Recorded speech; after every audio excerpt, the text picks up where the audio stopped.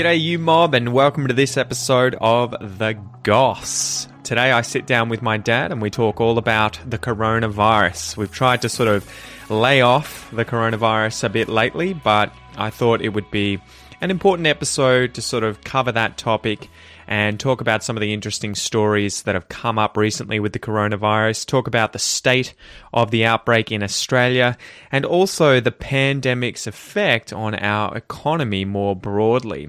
So Dad and I have a big chat about that. We also talk about the first pandemic in Australia back in the year 1789, when smallpox tore through the continent and killed untold thousands of Indigenous Australians.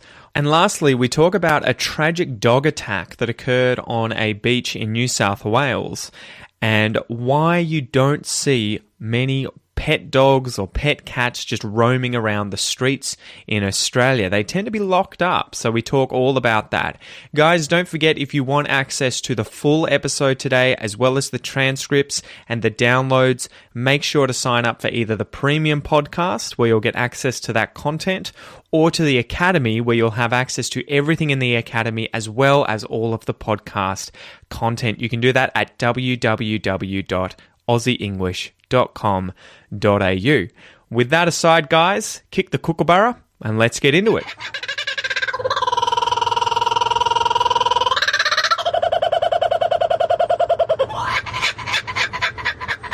G'day, guys. Welcome to this episode of The Goss. Dad made a joke last week saying, we might be doing this by Skype. Look where we are. Yeah, look where we are. We're not on Skype, but we're about as close as you can get. So yeah, we're on Zoom. But what happened, Dad? What happened? Well, Victoria, the state of Victoria, put us on the next level of lockdown, and the advice from the Prime Minister's sort of special panel that he has, the medical panel that he has, is that anybody who's now at risk should be completely self-isolated. So because I've got an ongoing heart problem and I'm an asthmatic, I fall into, even it's the bottom end, but I fall into that over 60s risk factor collection. So I'm now at home, unable to leave. So you're allowed to go outside? Oh, yeah, I can go outside and fiddle around, but no contact with people, basically. I know. Mum came around the other day, or at least she came around. She was outside the gate and wasn't too keen to come in. She was handing us things through the gate and was like, I miss everyone. I'm sorry. Yeah. Yes, we caught up with your sister and niece today via Skype. So, now's our catch up, huh? So should we smash out the coronavirus stuff? We should give probably people a bit of an update. How's it going in Australia?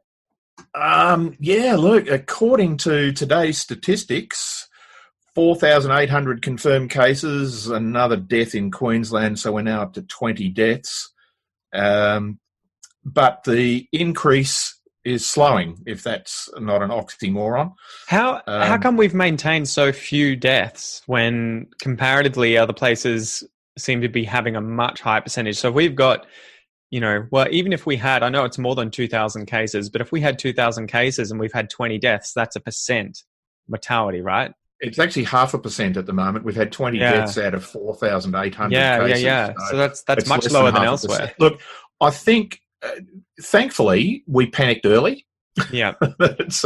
And because of our geographic isolation, we were aware of the problem before there were any cases in Australia, and so we started to shut borders and take those sort of things a bit more seriously. Obviously, there've been a couple of hiccups in that, with the Ruby Princess cruise ship being allowed to let a couple of thousand passengers off without them being checked, when it turns out now I think there's 130 plus cases that have come directly from that ship, not just people associating with people that have come off the ship. So clearly there was somebody on there that had it.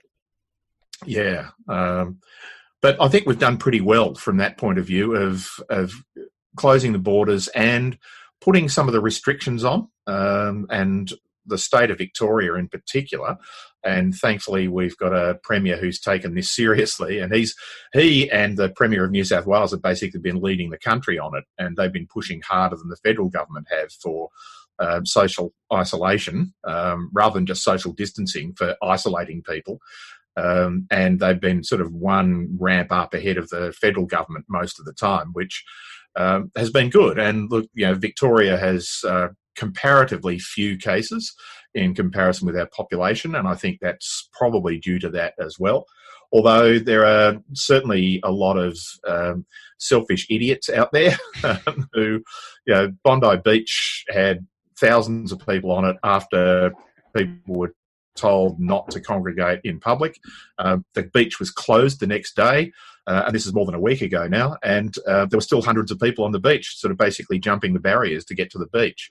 That surprised me. I saw that there were loads of people there, and I was like, okay, well, if there's no barriers, that's one thing. But then I saw that they put up the barriers, and there was footage of people literally climbing them to get over to get into the water. And you're kind of like, guys, like, respect. It's one of those things where it's like, I know you want to go for a swim, but it's bigger than that now. It's about actions that you take that may not necessarily cause your death, but may put other people in danger unnecessarily. And the tricky part is obviously how unforeseen it is. You don't know that, if you keep going outside of your house, you might get the virus. You might not even get sick from it, but you might spread it to a place where someone else picks it up and they die from it. Yeah, oh, exactly. And, that's the risk. This is about not just herd immunity, but this is pre-herd immunity of saying that your behaviour is actually risking other people. So if you choose to take that risk for yourself, that's one thing. But when you're risking other people, that's you don't have that right to choose. And I know I'm on a fair number of social media groups for landscape photography, and landscape photographers, of course, are self-isolating. But a lot of them are self-isolating by going to places that everybody else is not allowed to go to. Yes. And then there's these rants on Facebook and Instagram and things of people saying, well, I've got people yelling at me because I shouldn't be out here, and there's nobody on the beach. Why can't I go out photographing? And the reason there's nobody on the bloody beach is because everybody else is doing the right thing.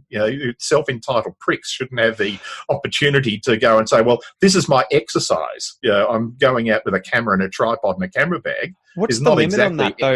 Because there are people surfing, and I keep thinking, is this exercise? Is this leisure? Is this... It's leisure. We're going to get to the point. I think Victoria will probably jump in early on it, of just saying, here are the conditions. The government has put 4 conditions on it. The federal government has put 4 conditions.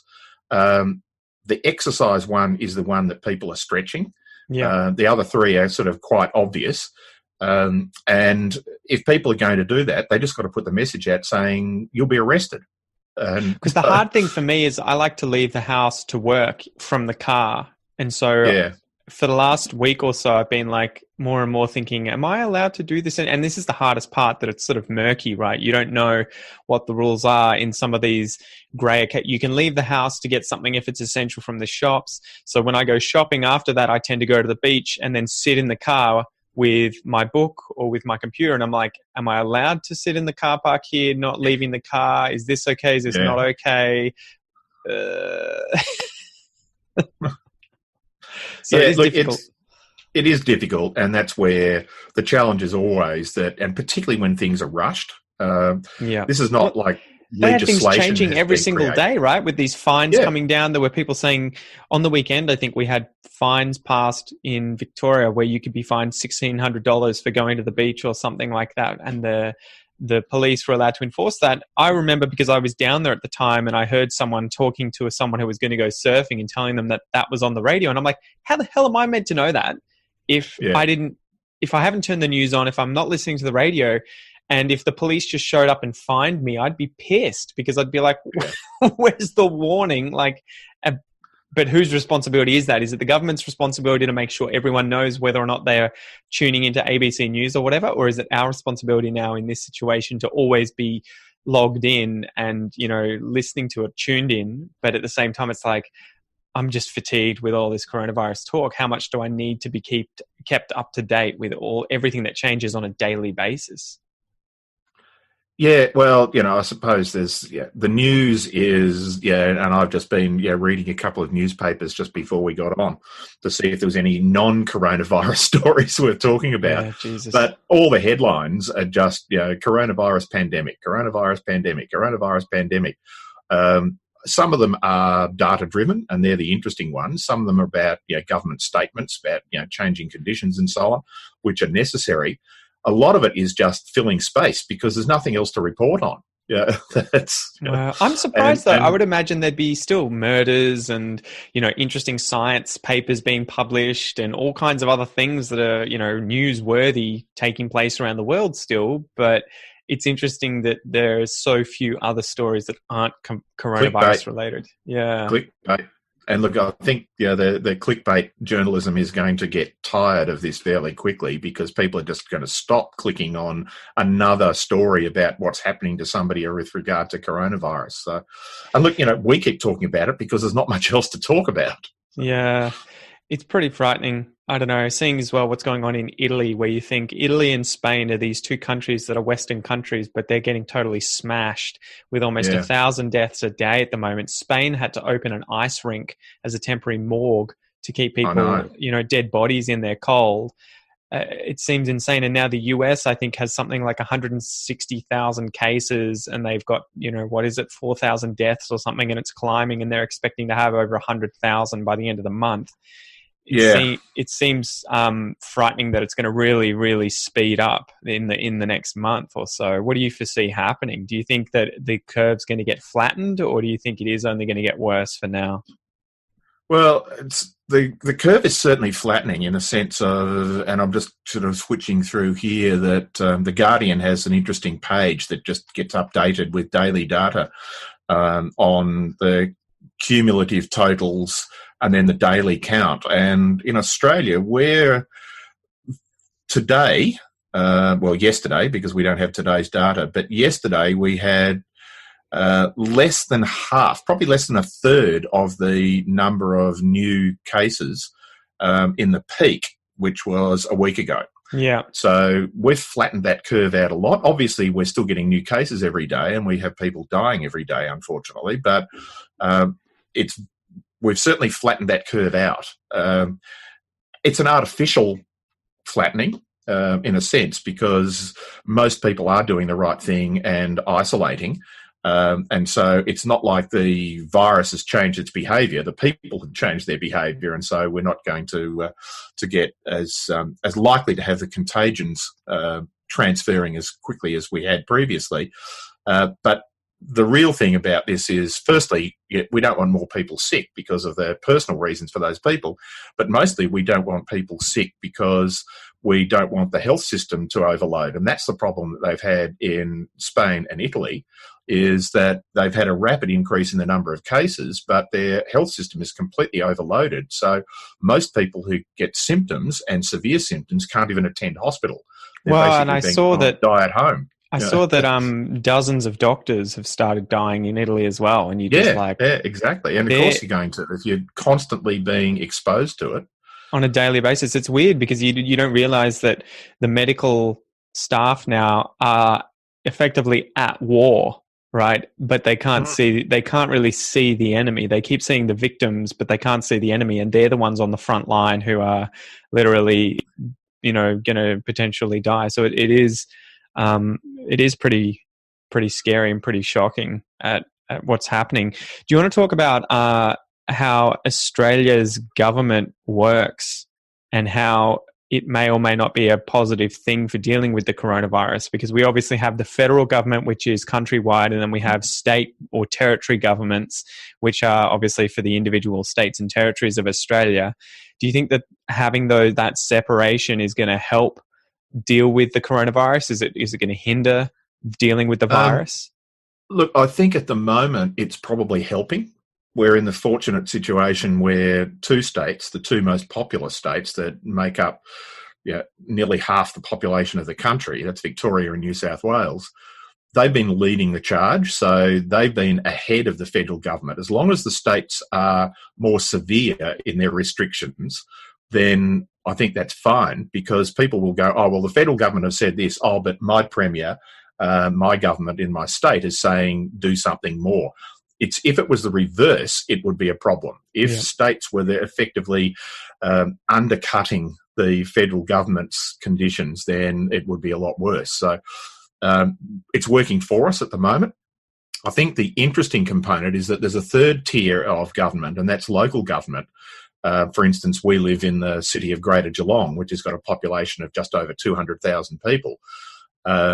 And local governments so far have not stepped into this discussion or argument because they're basically taking the state government regulations as the filter from the federal government and saying that will do. I think it'll be interesting to see what happens in the Easter break, because even those people who are at the moment working from home, which seems to be most people other than the people who are absolutely required, me, your mum, not that I'm working from home full time at the moment, but and so lots of people are working from home. But over Easter, when people are not working, how many people are going to start travelling and going on holidays, not necessarily booking motel rooms and things, but going to holiday houses? And we live in a town of about 15,000 people, but typically over Easter that would swell to between 40 and 50,000. And most of those people have got holiday houses. And I know the campgrounds and the other than permanent residents in caravan parks, they're closed. So there won't be those, but we'll have 10,000 people potentially come down here to live in their own homes, and they'll be saying, well, we're self-isolating at home. But what they're doing is that they're potentially bringing that virus to the Bellarine Peninsula where we live, where there have been no cases so far. And so that local government, I think, may end up reacting. And they'll have to react afterwards, I suspect, because it's going to be too soon now for them to start arguing the point with the state government. But there have been some stories, certainly on social media, of some people in small rural towns, not like we are. We're quite a suburban environment, really, but small rural towns who are threatening to turn into vigilantes. This was in Queensland, anybody right? who doesn't live here, we will shoot them. Really? Jesus. So there was a thing yesterday where there's been restrictions on purchasing of guns, even beyond the norm, even in Australia. And that's because people are scared. Clearly they're scared. If you live in a small rural town and you don't have the medical facilities, a lot of these people don't even have a doctor in their town, let alone a hospital.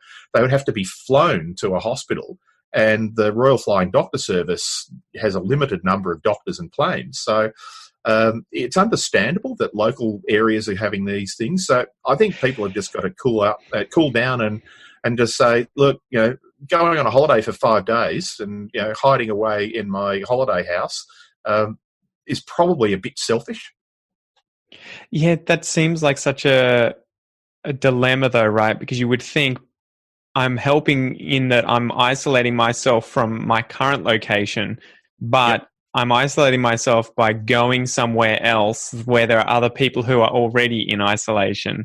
Yeah. And you're effectively putting them in jeopardy, right, by going in there. And that comes back to this.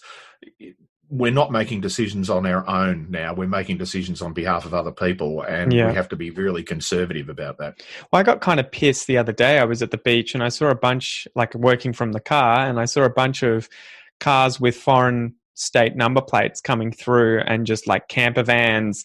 And, I was just like, it was weird because I had that instant reaction in me of just like, what the hell are you guys doing here? Like, you're still on holiday? Like, you're from home. What are you doing? Like, it was pretty obvious that these guys are just traveling around Australia. And I was just thinking like, it's so frustrating that people just don't give a shit at times about that sort of stuff. Yeah, and that's been the advice from the federal government and our state government is if you are currently on holiday and you have the capability in Australia and you have the capability of doing it, go home. Yeah.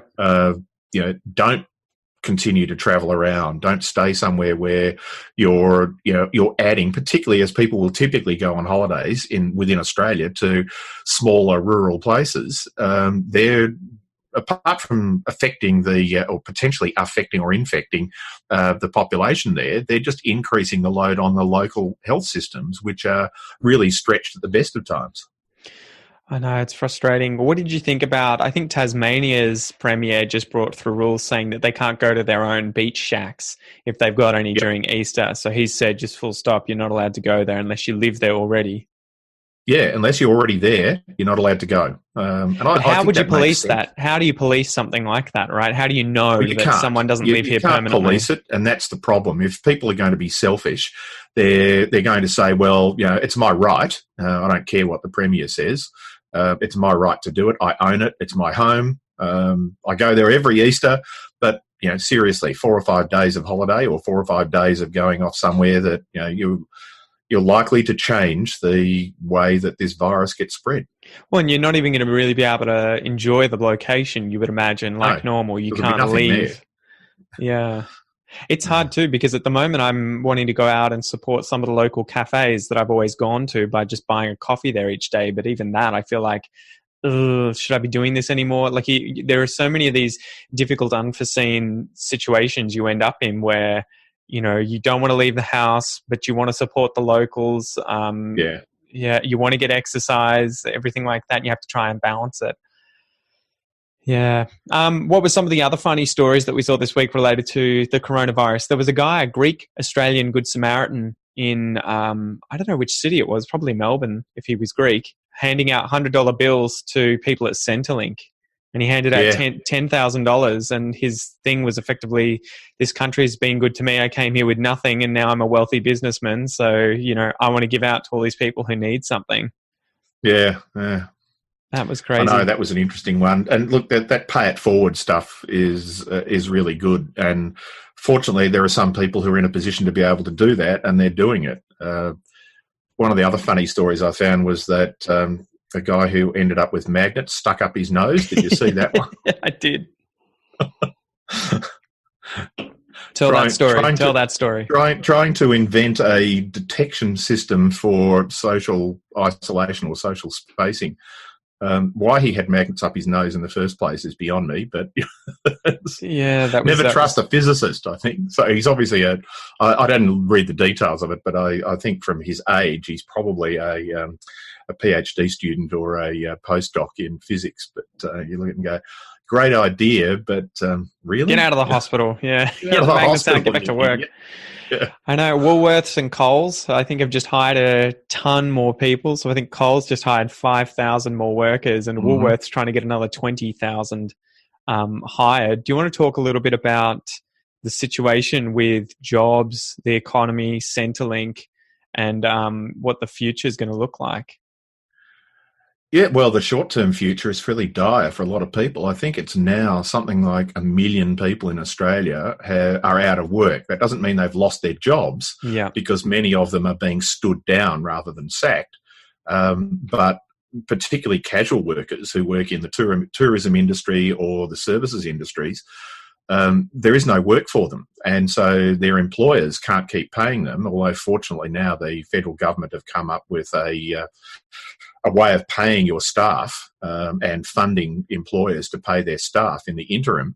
But that casual employees have to have worked for that same employer for 12 months in order to be eligible. Yeah. And there are a lot of casuals who just do the rounds, pick up jobs short term. So those people are effectively out of work. There's a proportion of those people who have effectively been sacked rather than just stood down. And so I think at one stage we're having 10,000 new people a day registering for welfare from Centrelink, which is our social services department. And I noticed, ironically, that the federal government at the same time changed that, the particular thing that people were looking for from New Start, which was the old name, to Job Seek. And I can't imagine anybody is actually there seeking jobs at the moment, particularly as in order to meet the criteria you have for looking for a job, you have to be in breach of the social isolation policies. So, but names aside, at least the government is now trying to help employers maintain employees, but some of the very large companies have been standing down tens of thousands of people. But some of the ones who are still operating, like the big supermarkets, as you've said, have employed tens of thousands of people, or at least they have tens of thousands of jobs open in the short to medium term, mostly for shelf stackers and home delivery services, because many more people are wanting to just shop from home. And so mostly that was a very small percentage of the supermarket business in Australia up until this crisis. So they simply didn't have the resources to be delivering food to people or to, general goods to people at home. So I think obviously that's a new opportunity for people. And look, I think that will, once this crisis dies down, I think the shopping from home, which many of us do for most of the things that we purchase other than supermarket food, and pharmacy goods and so on. G'day, mate. That was the first half of this episode of The Goss. If you would like to continue watching or continue listening to this episode, make sure that you sign up for the premium podcast or academy memberships at aussieenglish.com.au, where you will get full access to these entire episodes of this series and much, much more. You can go check that out using the links below, or just go to aussieenglish.com.au. Once again, thank you so much for joining me, mate, and I will see you next time. Peace.